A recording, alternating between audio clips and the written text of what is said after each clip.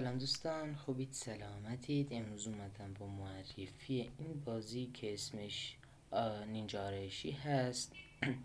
این بازی نینجا آرایشی 2 هستش که یکیشم بود، اون خیلی ساده بود، گفتم اینو براتون بیارم. 3 که داره درست میشه و این بازی خیلی خوبی هم هست برای کسایی که عاشق بازی هستن. بازی مرحله‌ای هست که مثلا رکوردی اینا نیست، مرحلهش تموم میشه، به خاطر همین داره 3 هم درست میشه.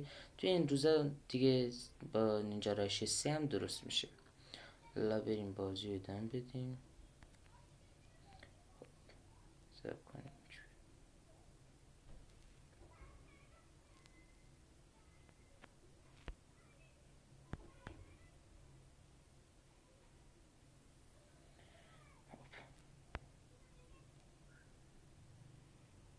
حالا اگه دوست داشتید میتونین همین کلمه نینجا آرایشی 2 رو توی بازار یا مایکت یا گوگل پلی سرچ کنید، میاره براتون، اسمش هم این زیر براتون مینویسم. خب حالا اینا چیکار میکنن؟ اینا دیگه الان من اینجا بمیرم، از اینجا دوباره وارد میشن، نمیرم از نقطه اول. رو بریم این مرحله تموم کنید، بعد من که ویدیو رو تموم کنم. حالا اگه دوست داشتید ویدیو منو لایک کنید، بعد دکمه سابسکرایب رو بزنید، خیلی ممنون میشم اگه این کار بکنید. حالا من مردم.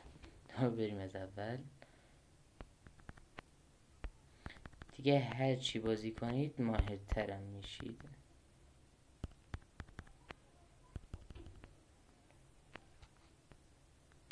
اینم فال کردیم. تمام.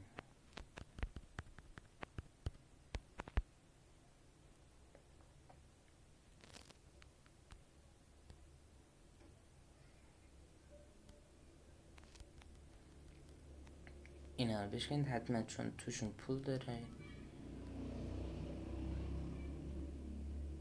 اینم مخفی میشه. دیگه بازی تمام، مرحله رو بردیم. اگه دوست داشتید میتونید بازی رو نصب کنید. ممنون میشم که ویدیو ما لایک کنید.